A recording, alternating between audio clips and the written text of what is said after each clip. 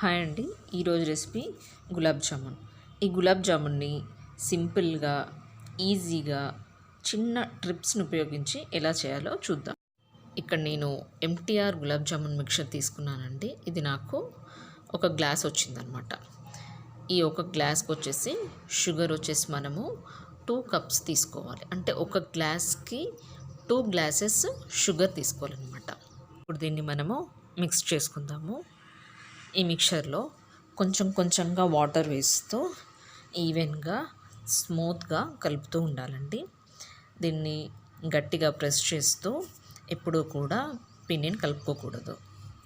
ఇంకా పిండిలో అవసరం అనుకుంటే కొన్ని పాలను కూడా యాడ్ చేసుకోవచ్చు.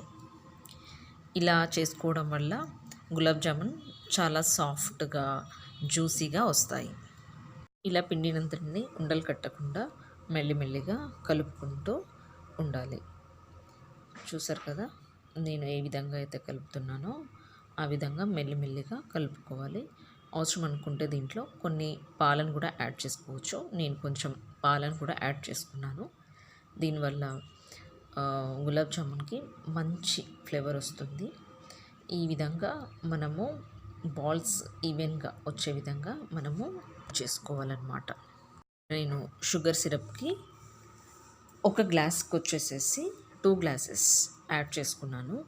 ఈ 2 గ్లాసెస్కి 4 గ్లాస్ ఆఫ్ వాటర్ని యాడ్ చేసుకోవాలన్నమాట. ఇలా వాటర్ని యాడ్ చేసుకున్న తర్వాత దాన్ని ఒకసారి కలుపుకొని కన్సిస్టెన్సీ ఎలా వస్తుందో ఈవెన్గా చెక్ చేసుకుంటూ ఉండాలి. వన్స్ షుగర్ సిరప్ బాయిల్ అవుతూ ఉన్నప్పుడు దాని కన్సిస్టెన్సీ దగ్గరగా వచ్చాక బాదం ఇలాచీ పౌడర్ వేసుకోవాలి. ఇలా బాదం ఇలాచీ పౌడర్ వేసుకోవడం వల్ల వాటర్కి మంచి ఫ్లేవర్ వస్తుంది. ఇలా ఒక 5 to 10 మినిట్స్ మనం షుగర్ సిరప్ని మరిగించుకోవాలి. ఆల్మోస్ట్ మన షుగర్ సిరప్ రెడీ అయిపోయిందండి. గులాబ్ జామున్స్ రోల్ చేసుకుందాము. మనము కలిపి పెట్టుకున్న పిండిని ఇలా కొంచెం కొంచెం చేతికి కొంచెం ఆయిల్ కానీ నెయ్యి కానీ రాసుకొని ఇలా కొంచెం కొంచెం చిన్న ఉండలుగా, మరి గట్టిగా కాకుండా స్మూత్గా మనం ఇలా రోల్ చేసుకోవాలి. ఇలా రోల్ చేసుకున్న దాన్ని 1 by 1 మనము తయారు చేసుకోవాలి. ఇప్పుడు స్టవ్ పైన ప్యాన్ పెట్టుకొని ఒక్కొక్క గులాబ్ జామున్ రోల్ని అందులో వేస్తూ ఉండాలి. ఇక్కడ ఏంటంటే మనం గులాబ్ జామున్ని ఒక్కొక్కటిగా వేసేటప్పుడు మీడియం ఫ్లేమ్లో మాత్రమే గులాబ్ జామున్ని ఫ్రై చేయాలి. కొంతమంది హై ఫ్లేమ్లో ఫ్రై చేస్తారు, త్వరగా కాలుతాయి కలరింగ్ కోసం. అలా ఎప్పుడూ చేయకూడదు.